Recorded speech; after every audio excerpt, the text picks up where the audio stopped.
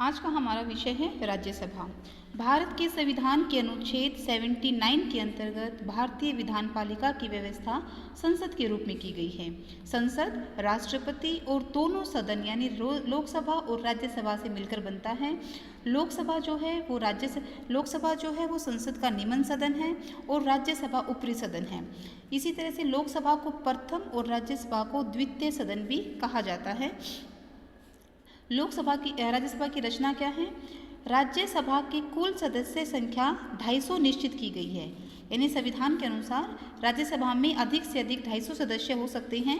इनमें 238 सदस्य राज्यों और जो यूनियन टेरिटरीज हैं वहाँ से चुने जाते हैं, जबकि शेष 12 सदस्य राष्ट्रपति के द्वारा मनोनीत किए जाते हैं।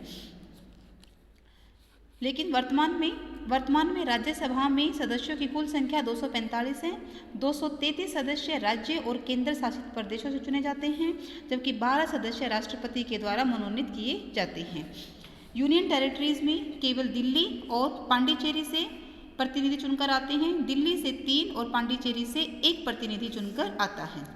राज्यसभा में राज्यों को असमान प्रतिनिधित्व दिया गया है। यानी इसका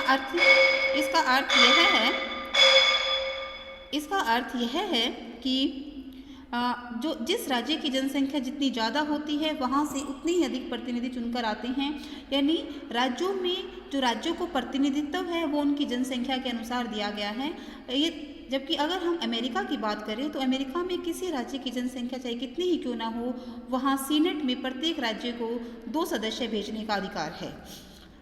राज्यसभा की अवधि कितनी होती है? राज्यसभा एक स्थायी सदन है, यह कभी भी भंग नहीं होता है। जैसे लोकसभा प्रत्येक 5 साल के बाद भंग हो जाती है और 5 साल से पहले भी लोकसभा को भंग किया जा सकता है, परंतु राज्यसभा को कभी भंग नहीं किया जा सकता, यह कभी विघटित नहीं होती। ये एक स्थायी सदन है। इसके 1/3 सदस्य हर 2 साल के बाद रिटायर हो जाते हैं। इसका अर्थ यह है, और इन रिटायर्ड सदस्यों के स्थान पर नए सदस्यों का चुनाव कर लिया जाता है।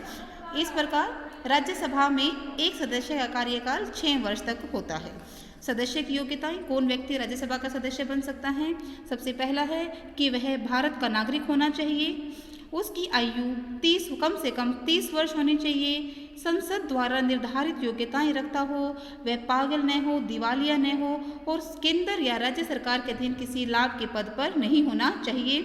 संसद के किसी कानून या न्यायपालिका के किसी निर्णय के द्वारा राज्यसभा का सदस्य बनने के अयोग्य घोषित न किया गया हो।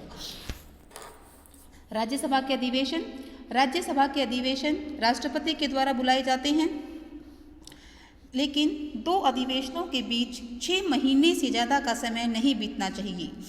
इसका अभिप्राय यह है कि 1 वर्ष में संसद के 2 अधिवेशन बुलाए जाने आवश्यक होते हैं। राज्यसभा की गणपूर्ति कितनी होती है? गणपूर्ति का अर्थ यह होता है कि कम से कम कितने सदस्य प्रेजेंट होने चाहिए ताकि राज्यसभा की कार्यवाही शुरू की जा सके। राज्यसभा की कार्यवाही के लिए कुल सदस्यों का 1/10वां भाग गणपूर्ति निश्चित की गई है।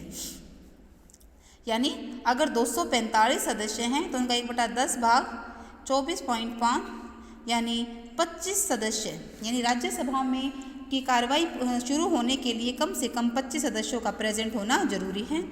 राज्यसभा का सभापति कौन होता है?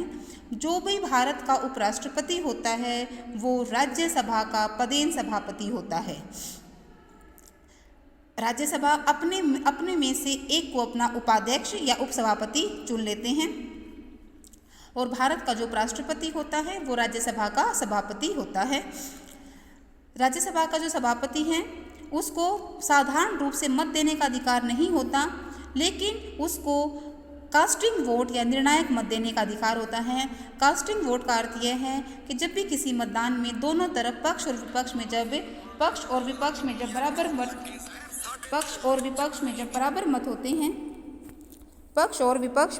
बराबर मत दिए जाते हैं तो उसको कास्टिंग वोट कहते हैं। तो उस सिचुएशन में जो उपराष्ट्रपति, जो राज्यसभा का जो सभापति होता है वो अपने मत का प्रयोग करता है और उसका मत कहलाता है, वो कास्टिंग वोट कहलाता है।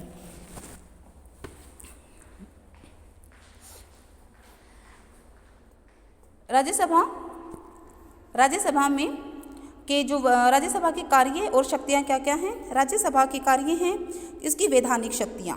कानून, वैधानिक शक्ति का मतलब होता है कानून बनाने संबंधी शक्ति।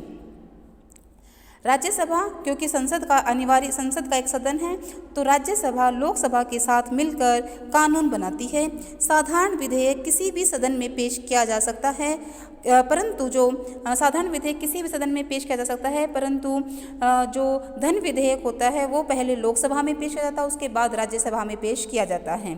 साधारण विधेयक के संबंध में लोकसभा और राज्यसभा दोनों की शक्तियाँ बिल्कुल बराबर होती हैं। अगर साधारण विधेयक के संबंध में अगर विवाद पैदा हो जाता है तो सिचुएशन में देश का राष्ट्रपति दोनों सदनों का संयुक्त अधिवेशन बुलाया जाता है ताकि जो मतभेद है उसको खत्म किया जा सके। इसी प्रकार राष्ट्रपति जो भी अध्यादेश जारी करता है उसको लोकसभा और राज्यसभा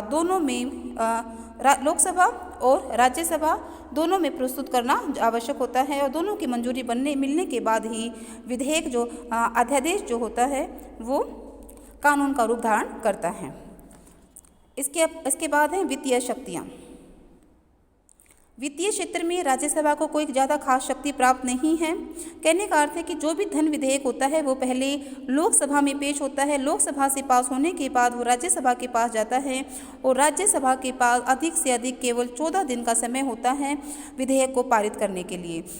इस 14 दिन के अंदर राज्यसभा उसको प्रस्ताव को पारित कर सकती है, खारिज कर सकती है, अस्वीकार कर सकती है, लेकिन यह अपनी सलाह के साथ राज्यसभा को वापस लोकसभा को भेज सकती है। परंतु राज्यसभा की सिफारिशों को मानना न मानना लोकसभा के ऊपर निर्भर करता है और वित्तीय मामलों में लोकसभा को कोई खास शक्तियां प्राप्त नहीं हैं और विधेयक को उसी रूप में पारित मान लिया जाता है जिस रूप में लोकसभा ने उसको पारित किया था।